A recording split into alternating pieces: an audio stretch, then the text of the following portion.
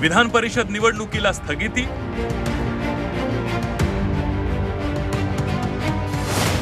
शिवसेना ठाकरे गटाची मागणी,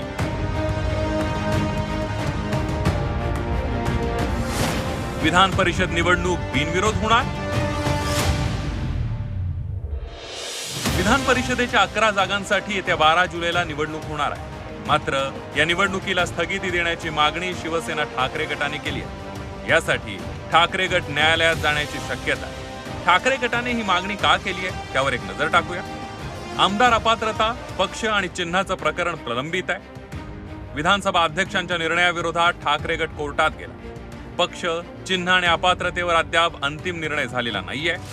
आमदारांवर अपात्रतेची कारवाई झाली तर निवडून येणाऱ्या आमदारांचं काय, असे अनेक प्रश्न उपस्थित करत शिवसेना ठाकरे गटाने विधान परिषदेची ही निवडणूक घटनाबाह्य असल्याचं म्हटलंय आणि ती निवडणूक रद्द करण्याची मागणी केली आहे। ज्या आमदारावर अपात्रतेची कारवाई प्रलंबित आहे सुप्रीम कोर्टात आणि सुप्रीम कोर्टाने जवळजवळ त्याच्याविषयी निर्णय दिलेला आहे। इथल्या विधानसभेच्या अध्यक्षांनी ते वाचवलेलं आहे। विधानसभा अध्यक्ष जे आहे आपल्या महाराष्ट्राचे, यांनी ते एकांगी भूमिका घेतलेली आहे आणि सुप्रीम कोर्टात हा विषय प्रलंबित असताना या आमदारांना मतदानाचा अधिकार आहे का, उद्या यांची आमदारकी रद्द झाली तर जे निवडून येणारे 11 त्यांचं काय होणार, हा सुद्धा महत्वाचा मुद्दा आहे। तर ठाकरे गटाच्या स्थगितीच्या मागणीवर शिंदे गटाचे आमदार संजय शिरसाट यांनी जोरदार हल्लाबोल केला।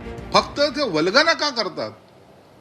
मग कोर्टात जाऊन कोर्टाचा जो निकाल येईल तो तुम्हालाही मान्य ना आम्हालाही मान्य, परंतु दरवेळेला त्या गोष्टी सगळं ठेवणं हा त्यांचा विषय आहे।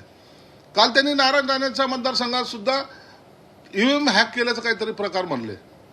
ह्या अशा गोष्टीला लोक आता इतके कंटाळलेले आहेत ना। दुसरीकडे विधान परिषदेची ही निवडणूक बिनविरोध करण्याच्या दृष्टीनं हालचाली सुरू झाल्याची माहिती सूत्रांकडून मिळते। मतांची फाटाफूट टाळण्यासाठी हा प्रयत्न सुरू असल्याचं बोललं जात आहे। विधानसभेच्या संख्याबळानुसार विधान परिषदेवर निवडून येण्यासाठी प्रत्येक उमेदवाराला किमान 23 पहिल्या पसंतीची मतं मिळणं आवश्यक आहे। त्यानुसार कोणत्या पक्षाचे किती उमेदवार निवडून येऊ शकतात त्यावर एक नजर टाकूया। भाजपचे 103 आमदार आहेत, त्यांचे 5 उमेदवार निवडून येऊ शकतात। शिवसेना शिंदे गटाचे 38 आमदार आहेत, त्यांचे 2 उमेदवार निवडून येऊ शकतात। राष्ट्रवादी अजित पवार गटाचे 39 आमदार आहेत, त्यांचे 2 उमेदवार निवडून येऊ शकतात। काँग्रेसचे 36 आमदार आहेत, त्यांचा 1 उमेदवार निवडून येऊ शकतो।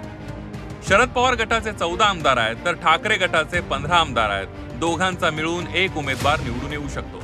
274 सदस्यांनी मतदान केलं तर त्या संपूर्ण या मघाच्या फॉर्म्युल्याप्रमाणे 2291 हा त्याचा भागाकार येतो आणि 2291 म्हणजे पूर्णांकात 23चा हा कोटा येतो।